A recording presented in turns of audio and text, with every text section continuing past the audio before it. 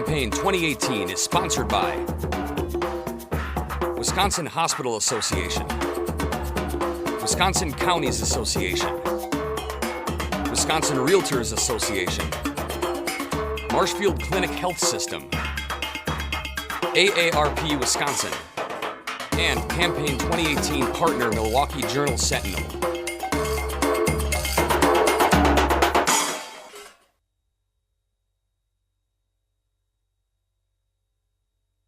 Kevin Bauer of Pere is a Libertarian candidate in the 2nd Assembly District. Kevin, welcome to WisconsinEye. Thanks for having me.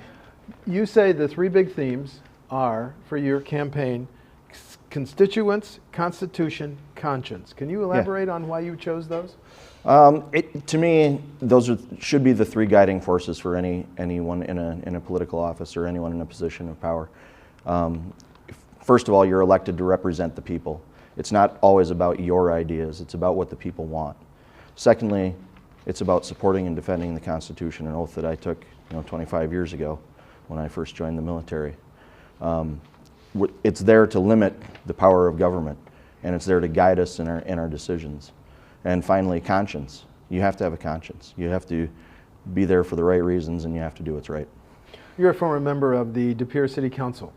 Levy limits.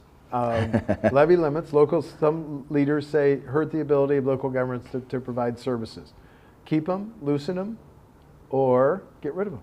I would get rid of them. Why? And the reason is, in those 6 years serving on the City Council, I've seen what they do to municipal budgets. And I don't think it should be the place of the state to decide those issues for local municipalities. Now, what would actually happens in those situations where you're limited on what you can levy is they'll find creative ways to bring in new taxes. Pere talked about a wheel tax. They talked about a garbage and recycling fee. They're going to spend the money anyway. They're going to get it from somewhere. They're going to borrow it, which isn't a bad option right now because interest rates are very low. But in the future, if that continues, interest rates come back, you're going to be spending more than you should be if you had just taxed for it to begin with. So I'm not in favor of raising taxes, but I'm also not in favor of limiting the ability of these municipalities to get the revenues that they need. You mentioned the wheel tax. That conjures up the gridlock in Madison over how to pay for highways, bridges, construction, and maintenance. How would you break that impasse in Madison?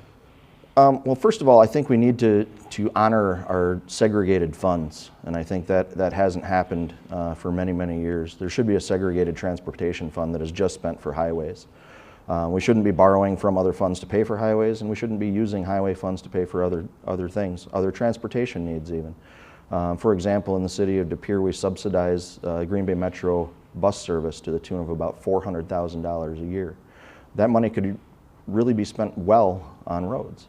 And secondly, I think we need to reduce costs, and we need to concentrate more on maintenance and less on reconstruction all the time. The city uses it's called the PACER system to evaluate the condition of their roads so they can get ahead of the game as far as maintenance, which means you're not replacing them as often when you can fix them and keep them serviceable for longer. The assembly that you want to join voted to give Foxconn major or billion-dollar tax breaks, tax reliefs. The assembly also voted to give Foxconn-like tax breaks to Kimberly-Clark. When should state government help private companies? Never. Never. Never. Why? Why never? Because of the potential for corruption that leads to. It leads to crony capitalism, where government is picking winners and losers. Okay, we're going to give this money to Kimberly-Clark, we're going to give this money to Foxconn. Why are we not giving it to every other business then? Becomes the argument. So then you're opening yourself up for these huge handouts that are decided by a very few people, and the potential for corruption and cronyism is huge. I hire a lobbyist to go down to Madison to bring me back that money for my company. Why? We shouldn't be in that game. It's not our decision to decide who wins and loses. That's the function of the free market. The current state budget gives a significant amount more of state aid to our K-12 public schools. Some school administrators say, thank you, but we need another big bump. What's your position? They're always going to ask for more. I think that, again, should be handled more on a local level. I don't think the state should be in a position to influence local school districts on what they're able to spend. You know, again, when you talked about the levy limits, that's an impact that we're seeing right there. You know, the schools are under the same levy limits as municipalities are. So they're not able to tax locally, so now they have to come back to the state to ask for that money. So it creates this multi-tiered system where nobody knows what they're paying in taxes anymore. You know, you have taxes, you have fees, you have state taxes, you have school taxes, you have city taxes. Where does it end, right? I would rather be taxed once and be done with it. I'd rather not be taxed at all, but it'll take us a while to get there. The vouchers, the Choice program has expanded Milwaukee to Racine statewide. Your position on the Choice program? I think Choice is a great thing. It fosters competition, gives parents control over the education decisions that they're making for their children. Good schools are going to thrive, bad schools will be weeded out, just like it is in the business world. The Department of Corrections budget, some Democrats say we could cut our prison population in half over several years. We have 2 prisons that were built in the 1800s. Do we need a new state prison? Just because of the age of those facilities, I think something needs to happen. But I would agree that we need to reduce the prison population. We need justice reform from the ground up, from street to street. You know, when we're picking people up off the streets for victimless crimes, you know, there is no reason that we should have the prison population in Wisconsin that we do. Furthermore, you know, once they're picked up, you can sit for years before you even see a trial. You know, so that's taking up a lot of the space that could be used for those that truly need to be incarcerated. And then on the back side of that, once they're in prison, they're sitting there. They're not being trained, they're not able to reintegrate into society. We need more programs that address the root causes of crime and can truly rehabilitate rather than just lock them away where society can forget about them. Part of this debate is whether we should legalize medical marijuana and recreational marijuana. Your positions? Absolutely. Again, it's a victimless crime. If you choose to use cannabis in whatever form you do, it's no different than alcohol or other recreational drugs. It's not been proven overly harmful. It's not been proven to be a gateway drug, even though that's touted by a lot of the politicians weighing in on the subject. You're free to do whatever you want. It's not the government's decision to tell you you can or can't do it. State government has set aside $100 million in school safety grants. Is that enough, or do we need new gun laws? We absolutely do not need more gun laws. Okay. The Second Amendment is very clear, shall not be infringed. Shall not be infringed, period. That's it. Safety in schools is definitely an issue. There again, when you talk about the root causes of crime, what are the root causes of violence in schools? You know, we have to look at that. We have to examine our mental health system, first of all.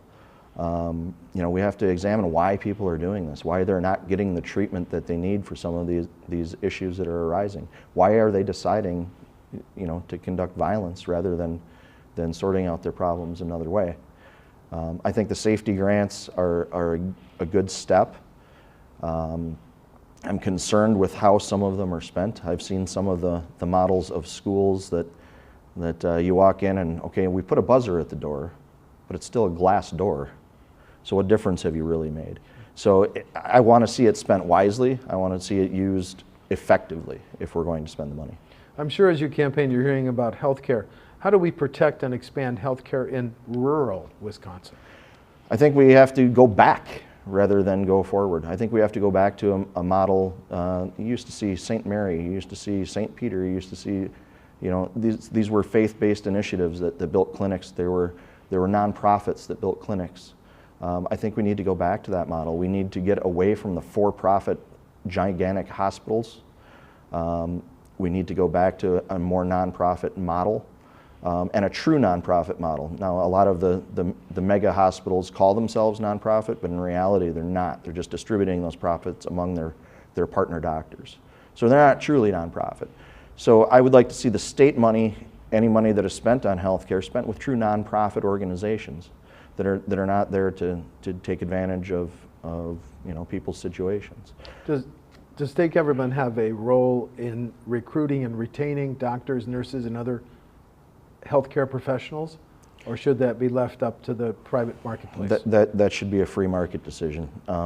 Anytime that the government interferes with trying to manipulate markets, it generally ends up badly. And what do you do if now all of a sudden you've recruited all of these people, the baby boomers start to fade away. They're the ones that are generally using the majority of our healthcare system right now. That's why we're seeing that. Once we start to lose them and we all of a sudden have all of these doctors and nurses, then what? Do we still need that many? So it has to be something that's fluid and structured in a way that that's going to prevent that bubble from forming. And the free market is the way to do that. There's a pilot program between state government and Delta Dental that provides dental care to low-income residents in some regions of Wisconsin. It's a pilot program. Mm-hmm. Should this be a priority in the next state Medicaid budget? I would rather see it be handled again by private enterprise, by charitable contributions.